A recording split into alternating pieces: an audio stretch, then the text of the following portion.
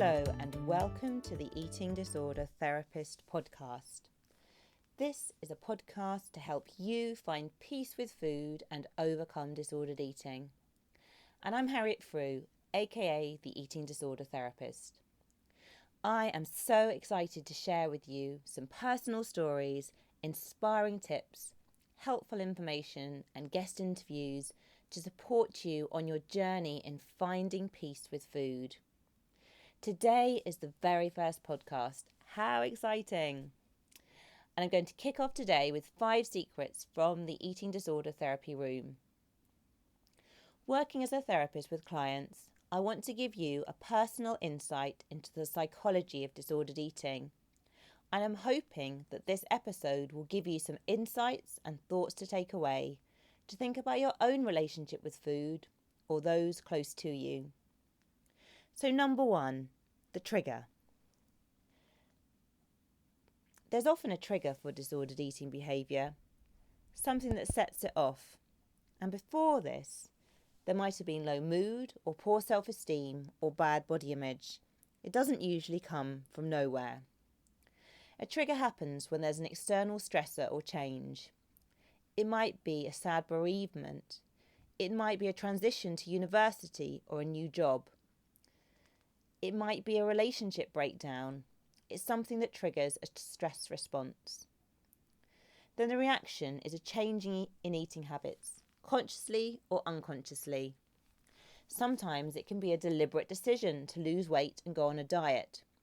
Sometimes it can be accidental weight loss, which then becomes problematic and habitual. My major trigger was at 17 years old and going through a difficult relationship split. It was a split from the first boy that I loved. It was the heart-wrenching pain because I'd gone all in, with few barriers and complete vulnerability. There was betrayal and others involved. It was messy. My world was turned upside down. It was also A-level time, and you know that can be a pretty stressful time of life. Alongside with being a teenager, pushing the boundaries, wanting to grow up, wanting to branch out, but still living at home, it wasn't easy. I distinctly remember looking in the mirror one day and deciding that I didn't like my body. And it wasn't as though my body had drastically changed in any way. I was normal weight. I was pretty average, but I decided that I wanted to lose weight, and this was somehow going to make the situation better. It's interesting because looking back, this wasn't really that much about my body at all. It was more about how I was feeling in myself. Rejected, alone, not good enough. But sadly, the natural instinct was to lose weight to try and feel better. And I think it's not uncommon that this can be a trigger in times of difficulty, particularly in our toxic diet culture. So for me, the heartbreak, the stress, the betrayal, that was the trigger for the eating disorder. It wasn't the cause, but it was the thing that tipped me over the edge. And plenty of people go through similar things without developing an eating disorder. But the seeds are often so much earlier, giving you a vulnerability to this. The eating disorder becomes a coping strategy when other things are falling apart around you. So what about the deeper seeds of eating disorder development? What makes people particularly vulnerable? It's multifaceted and complex, and I'm going to move on now to talk more about some of these things. So my next point is talking about sensitivity. We all have different layers of sensitivity. Some people are naturally thicker skinned and things bounce off them. If you're like this, you probably care much less about what other people think. You probably don't get so drained by energy in your environment. On the contrary, if you're born with a thin skin and being sensitive, things around you impact you deeply. And this is common with people who experience disordered eating. You might find it really hard to walk past someone in distress without feeling their pain. You have incredible levels of empathy when hearing about a sad event. You take it all in, and life can feel a bit overstimulating and overwhelming at times. On the plus side, you're probably deeply empathetic, caring and look out for others, and you'll be a fantastic friend. If there was any negativity in your environment growing up, you might have absorbed it fully though, taking in everything, experiencing it deeply, maybe more than those around you. And this means that you'll be more sensitive to external cues about diet culture. the expectations of others wanting to please and fit in. Any trauma, grief, or stress, it might impact you more. You absorb it into the depths of your soul. So sensitivity, although in my opinion is a superpower in many respects, it can leave you a little more susceptible to developing disordered eating. And interestingly, this brings me nicely onto my third area to talk about self-esteem. Now, I know that at secondary school I didn't feel good enough. I don't know about you, but at my school you were absolutely celebrated if you were attractive, had a boyfriend, and you were rebellious and a bit cool. I was none of these things at all, and a bit nerdy to be honest. I had a constant feeling of not being quite good enough, and I would regularly compare myself to my peers and feel lacking. Now, if I'd had good self-esteem, I would have felt happy in my nerdiness and would have not felt the need to conform. I would have appreciated my own qualities and got on with celebrating these. But perhaps that's too much of a big ask for most teenagers. Low self-esteem is not born out overnight. It's a gradual, creeping feeling, likely building slowly from birth and exacerbated by a whole range of life experiences.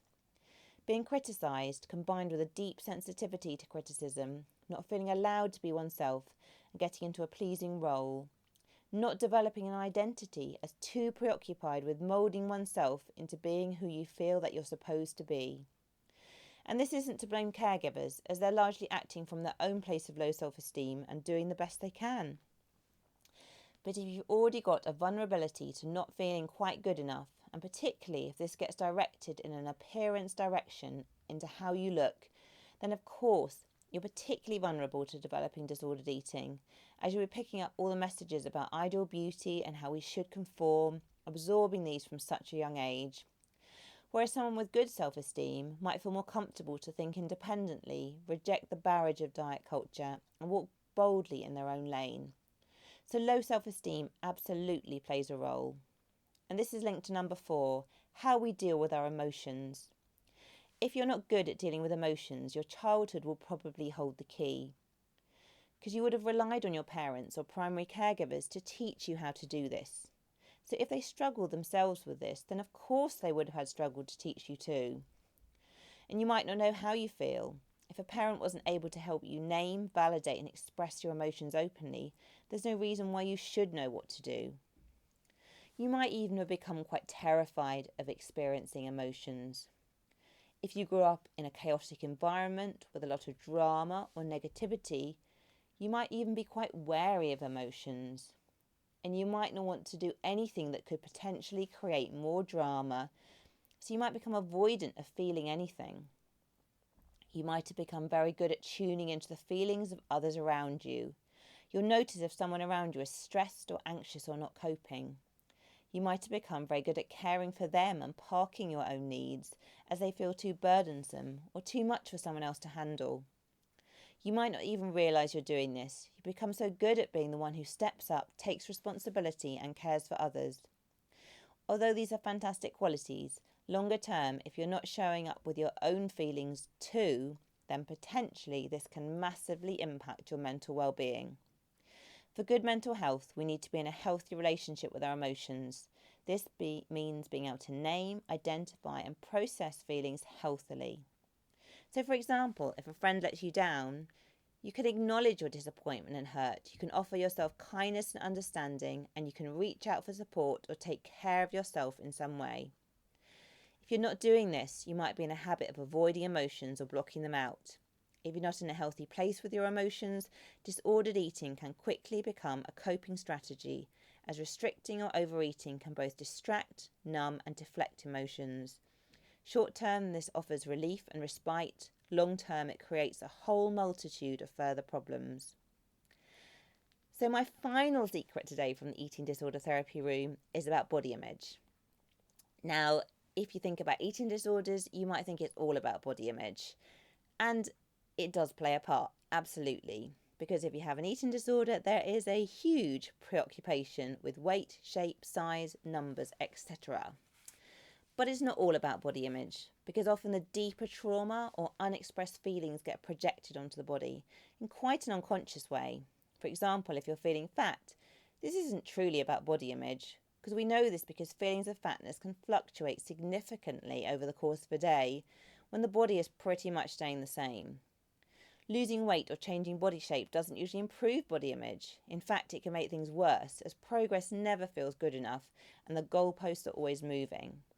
And the physical body reactions of weight loss, including low mood, poor concentration, feeling the cold, feeling irritable and exhausted, take away from the longed for positive feelings.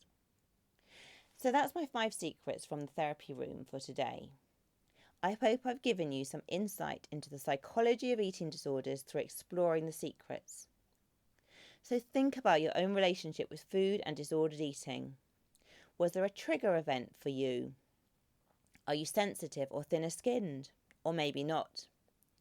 How is your self-esteem, and how was it before disordered eating began?